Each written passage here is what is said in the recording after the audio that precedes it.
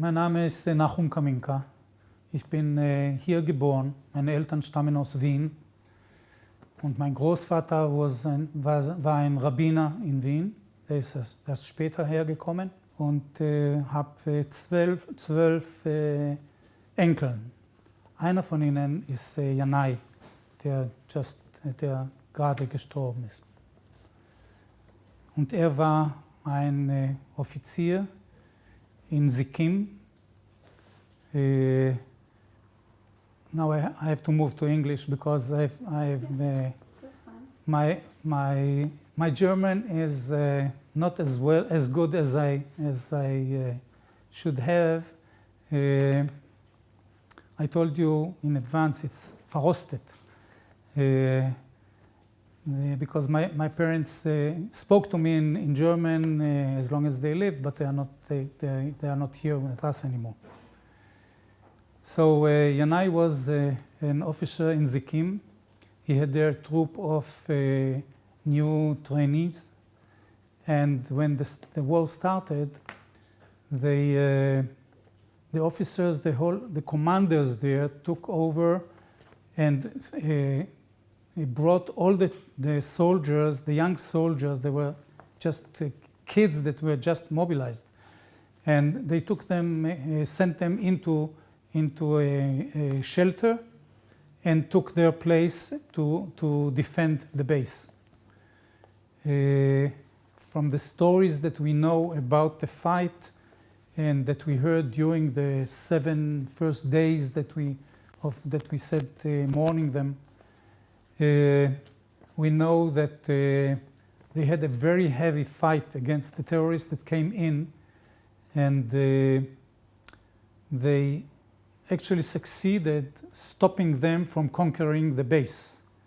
Saved all the 90 trainees that were in the shelter, saved about 20 civilians that were on the beach in Sikkim that ran into the base to find cover, and then succeeded in saving. He personally saved a commander that was injured, and he took her into the shelter and went back to the station where at the end he was killed. So all the command, the chain of command, they were all killed, but the trainees and the civilians were all saved. At the same time, they also gained some time allowing the kibbutz Sikkim, which is nearby, to reorganize and prepare itself so that the terrorists couldn't get in, and in a way they saved the kibbutz members as well. So there is some comfort in knowing that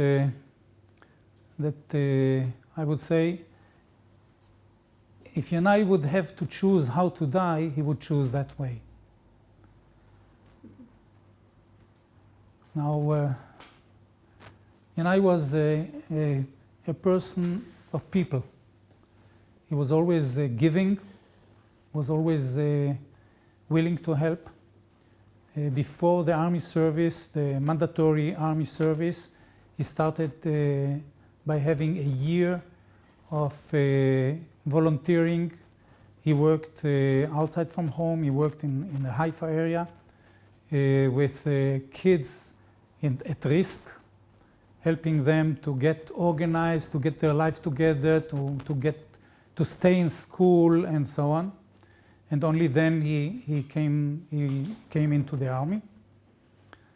Even during the time in the army, he was exceptional humanity, I would say, human being. He always saw the human being behind the face that he saw.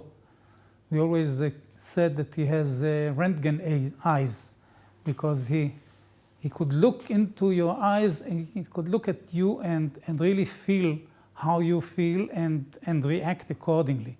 We couldn't, for instance, get out of him. If you would come to him and ask, okay, Yanai, how are you? What are you doing? Within 15 seconds, you would find yourself telling all about yourself, and half an hour later you would realize that you didn't hear anything from him, because he was just questioning you and reacting to your needs.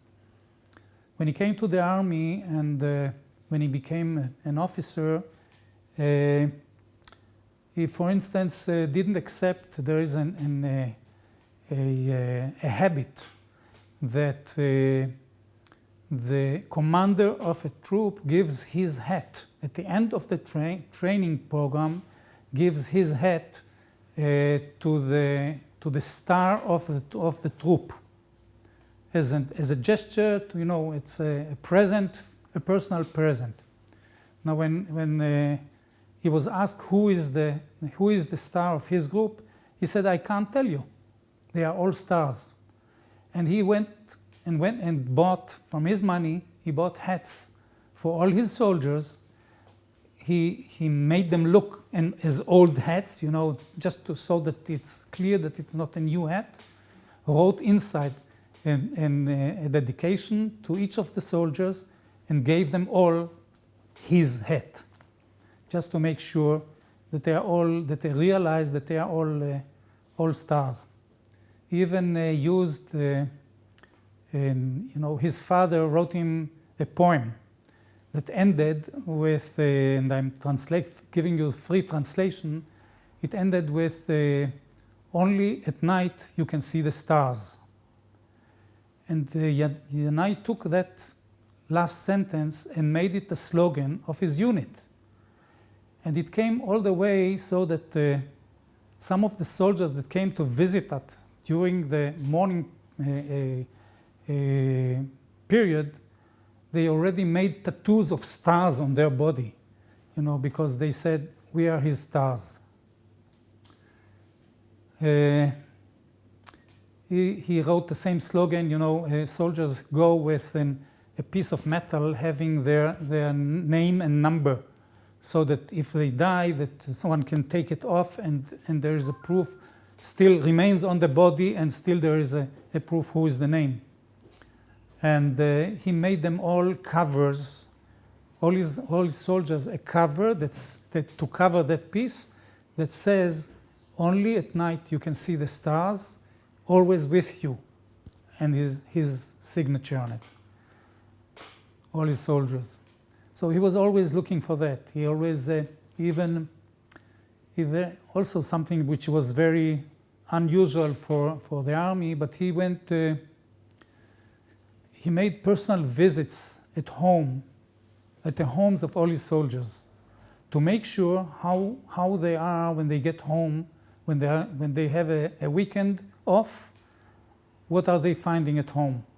He found out, for instance, that there was a young soldier that when she came home, she was a daughter of a mother, standalone. She didn't have the husband there, with 2 additional siblings, and she actually didn't have where to sleep when she came home. So he made donations all over. We donated a couch that he took. He organized it for the army to take it from here, bring it to her home, so that when she comes home, she will have a place to sleep. He did the same for a lot of his soldiers. There was a reason why at his funeral, they really cried there. They really said, we almost lost a father. This was Yanai. We are, in a way, we are lucky. Although it will sound strange. Lucky in one way is that we had the bad news. Given the end result, we were lucky to have the end result quite immediately. We knew the result by Saturday night. And we could bury him on Monday. Now, I can't imagine what goes through with all the families still sitting, over 200 families still sitting there, not even knowing what the end result is, not knowing what's happening to their loved ones. So in that way, we really are lucky. And the other thing that we are lucky is that we have a very strong family. We are very, very much together. We hold together. All my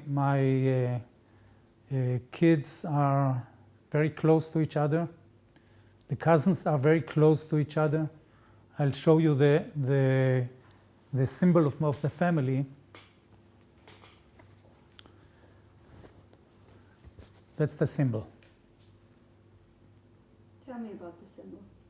As long as we are holding together, we can't be broken. No one can break it this way.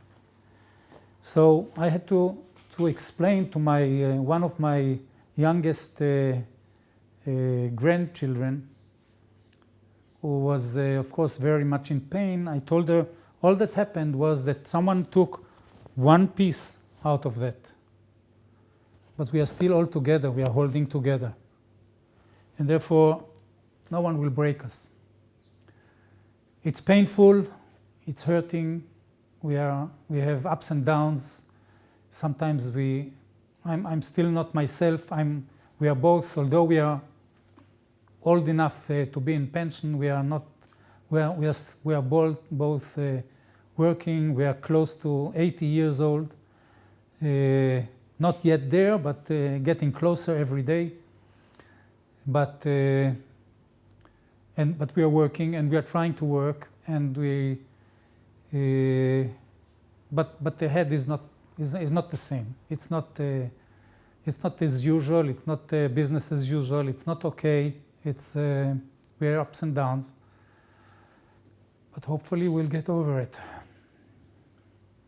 I mean, for me, Hamas' goal was to just spread hatred and terror and split the whole world. And when you look around, sometimes I think, are they successful? You know? Once again? Are they successful in splitting the world and sowing hatred? The problem is always with the extremists. For many years I preached that being an extremist is actually sickness. And it doesn't make any difference whether you are on the left hand or on the right hand. Extremists are from my point of view, they are sick. And we have it as Jews that are extremists, and we have the Muslims we have the Christians that are extremists. It doesn't make any difference where. And we shouldn't allow the extremists to manage our lives. But since the silent majority is silent, the extremists can do it. Now, I sent you the copy of the letter that Ilana, Yanai's mother, wrote. You see the same thing exactly. It's not the Muslims, it's not the Palestinians, it's the Hamas that does the whole thing. And today I had an Arab visitor here, someone that I'm working with. We have common language. He had a coffee with me, and I have really nothing against him. Why should I? He's not with the Hamas. He's not going with the ideology. And once again, you have to ask yourself, what would you do? I'm going back to the story I told you at the beginning. What would you do if you had a neighbor who wants to simply destroy you, wants to kill you? You have a neighbor next door to you, and he states he wants to kill you. What do? Do you state free Palestine? You cannot. Because there's no free Palestine without vanishing Israel. So there's no other way but to have to go against these evil people, trying your best not to hurt others that are innocent, and we know people are getting hurt, getting killed, children, and it doesn't make much difference whether it's a child or an adult. Life is life. And of course it's terrible whenever someone is being killed. But there's no other way, because these people don't care. And if you don't kill them, they kill you. And so, what's the option? I agree. But it's the dilemma, right? But I agree. No, it's not a dilemma as per se. It's not about the Hamas, but I'm just saying, yeah, it's still suffering, right? Yeah. It's tough, it's sad, but there's no other way. One has to get rid of these people, and as much as possible make sure that innocent people are not being hurt, knowing that there is a price of innocent people to get hurt too. And it's true on both sides. But I was just the letter from your daughter-in-law. I was taken aback because she was so. How do you say in English when you have such an open heart? Even she's in so much pain right now because I think her voice, or what you say now, yeah, it's very respectable. It's just that so you understand who she really is. She is volunteering for years already, taking Palestinian kids from the stopwatch in which for them to enter hospitals in Israel, to get chemotherapy in a hospital in Israel. They cannot move in Israel. So she's taking them years from the stopwatch to the hospital and back so that they can be treated. She is volunteering in in an organization that is called Tag Meir.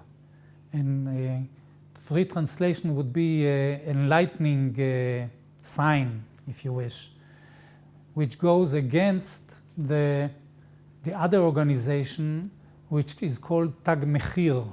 Tag Mechir is a price badge.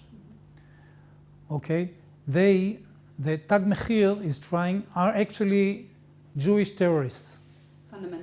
Fundamentalist terrorists. It's not only fundamentalist, it's really terrorists, because they are going after civilian Palestinians.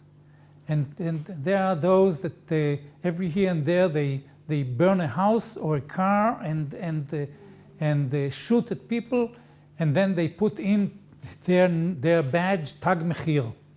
And whenever something like this happens, there is a group of Jewish people who call themselves Tag Meir, enlightening badge, and they go there to help these families in their trauma, in their pain, helping them either with just comforting them or hugging them or bringing them some money or food or whatever they need to help them get to understand that there is a different way too.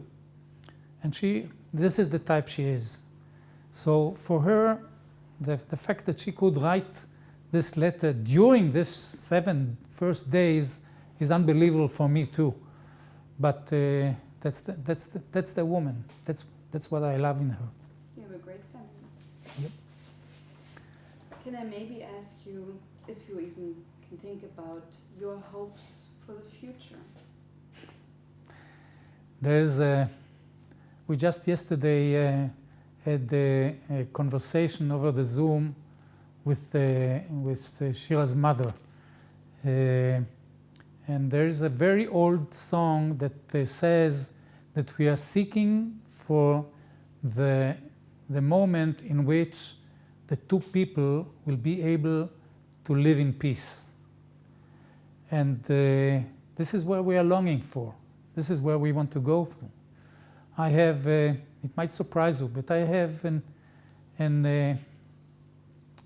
how should I say it? It's not angry, but it's, in a way, it's an angry spot about Rabin. Might surprise you. An angry one? Yeah. Because after the Oslo Agreement, there was a paragraph there talking about changing the education system. And Israel, with his leadership, did not insist that Palestinians really change their education system. And the result of that we have now. Because the youngsters, they are being taught from very, very early to hate us, to fight against us. Jews are bad, you have to kill them. So what can you expect when they grow up to be 20? This is what they are getting. And now you have to fight these 20 years old, but the 4 years old, they are getting the same. So it's just 16 years more that you get the same. 20 years old that you have to fight. So this is something that should be changed from the base. We really have to change the behavior, the culture of these people. With the same token, we have the same problem at our side, but at least more people at the Jewish side are aware of it and are trying to fight against this. And yes, at the moment we have an extreme government, which is not all the government is extreme, but they are handled by the extremists. Once again, the extremists are managing the silent majority. And so we have an extremist government that is being pulled by these extremists and is doing things that unheard of, that we cannot tolerate. I really hope that this government will disappear because of, we see what happens now. The rage in the people is so hard that I don't believe that the government will stay. But the fact is that this is at the moment, this is the situation. But unless things will change, including the education, then nothing will change. Because you need to fight the ideology, right? I agree with you. The education that directs people to hatred. Mm-hmm. This was at the end of the officer's course. Mm-hmm. I was also the last one in the family that saw him. Oh. Because I brought him, it was on the Saturday before that he was here in Kfar Saba, and on Sunday morning I brought him to the bus station, and so I was the last one who saw him. This is taken, I'm not sure when, but once again that's him in civil, and there is in uniform. This one. It's